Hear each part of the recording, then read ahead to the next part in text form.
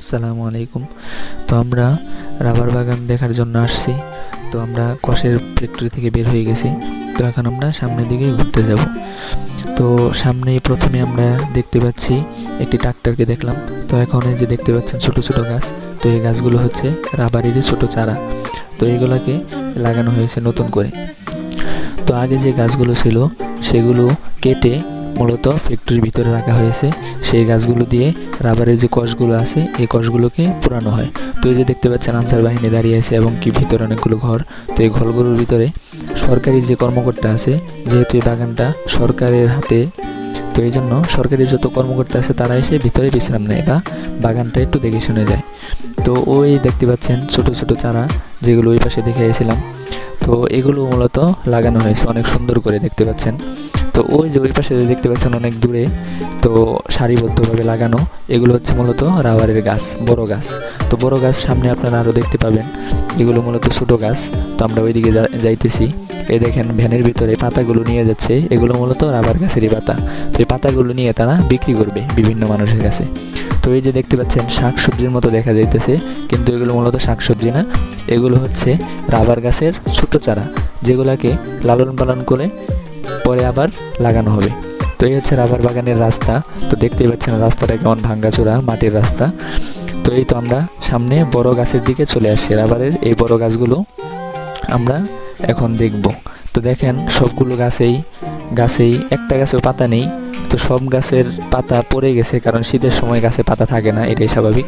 এবং দেখতে পাচ্ছেন গাছের মাঝখানে অনেক বড় বড় পাতার স্তূপ করে রাখছে, এবং ওই পাশে মহিলাগুলো ঝাড়ু দিয়ে পাতাগুলো জমা করতেছেন। তো ওনারা এই পাতাগুলো জমা করে ওই বস্তায় ভরে নিয়ে এগুলো বিক্রি করবেন। তো দেখেন রাবারের গাছগুলো অনেক সুন্দর করে লাগানো, এবং সামনে দেখেন ঘোড়ার গাড়ি, দুইটা ঘোড়ার গাড়ি। তো এই ঘোড়ার গাড়িগুলো যারা দেখেন নাই এই পর্যন্ত এইভাবে, তো অবশ্যই তারা জানাবেন। এবং দেখেন এই রাবারের গাছগুলো কত সুন্দরভাবে সারিবদ্ধভাবে লাগানো, অনেক সুন্দর লাগে দেখতে। তো আপনারা যদি কেউ কোনো দিন না দেখে থাকেন, তো অবশ্যই রাবার বাগানে এসে দেখে যাবেন, অনেক সুন্দর লাগে। আপনি যদি আসেন, আপনার মন যদি খারাপ থাকে অনেক, তবুও আপনার মন ভালো হয়ে যাবে। এবং কি রাবার বাগানটা অনেক বড়। তো আপনি যদি একদিন সময় নিয়ে আসেন, যদি আপনি হেঁটে বা অটো দিয়ে ঘুরতে চান, তাহলে আপনার অনেক সময় লেগে যাবে।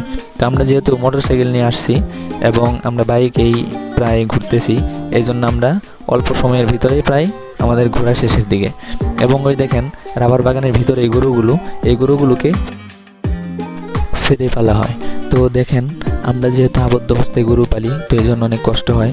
তো এদেরকে ছেড়ে পালা হয়। এরা প্রতিদিন সকালবেলা গরু নিয়ে আসে এবং সন্ধ্যাবেলা গরুগুলোকে পেট ভরিয়ে খাওয়া দাওয়া করিয়ে পরে বাসায় নিয়ে চলে যায়। তো আমরা যেহেতু বাসার দিকে চলে যাব, তো রাবার বাগানে আস্তে আস্তে দেখি যে রাস্তা শেষ।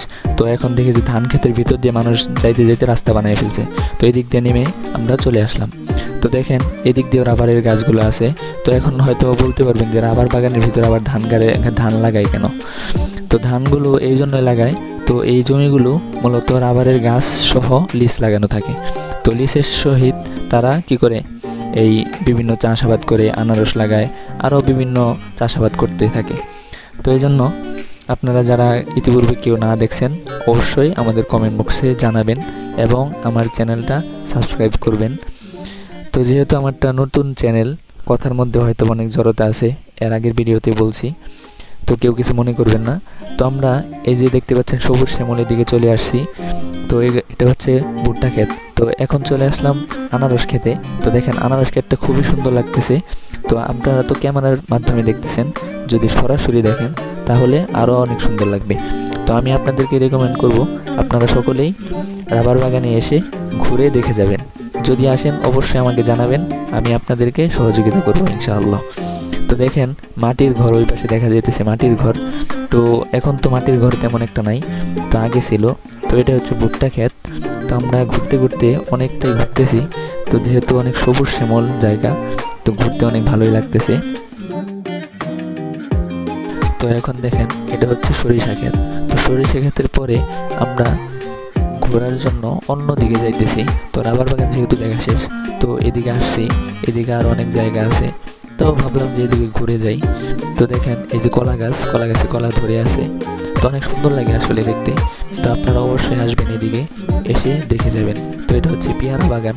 তো যেহেতু এদিকে অনেক সব কিছুই হয়, তো এই জন্য পেয়ারা বাগান দিয়েছে। আমরা অনেকে পেয়ারা খাই, কিন্তু পেয়ারা বাগান হয়তো অনেকে দেখছে, অনেকে দেখি নাই। তো পেয়ারা বাগানটা অনেক সুন্দর লাগলো দেখতে। তো দেখেন অনেক সুন্দর করে পেয়ারাগুলো ধরে আছে, এবং কি পেয়ারার উপর দিয়ে পলিথিন লাগানো আছে যাতে করে পেয়ারাগুলো পোকায় না খেতে পারে। তো আমরা যেন ফ্রেশ পেয়ারাটা পাই, এই জন্য যারা পেয়ারা চাষাবাদ করেন তারা এই পেয়ারাগুলোতে পলিথিন দিয়ে রাখছেন যাতে করে আমরা ফ্রেশ পেয়ারাটা পাই।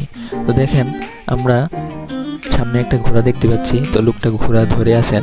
তো ঘোড়াগুলো আসলে অনেক সুন্দর দেখতে। তো দেখেন এই তো পেয়ারা বাগান প্রায় শেষের দিকে। তো পেয়ারা বাগানের পরে আমরা সামনে আরও অনেক কিছু দেখতে পাবো। তো দেখি আস্তে আস্তে সামনে কি কি দেখা যায়। তো সকলেই আমার জন্য দোয়া করবেন এবং আমাকে সাপোর্ট করবেন।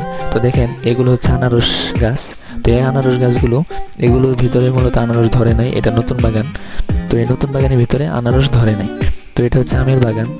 তো আমরা রাস্তাটাও একটু আপনাদেরকে দেখিয়ে দিলাম। তো এটা হচ্ছে কলা গাছের বাগান। তো এটা ভুট্টার ক্ষেত। তো অবশ্যই আপনারা আমার জন্য দোয়া করবেন এবং কি চ্যানেলটি সাবস্ক্রাইব করবেন।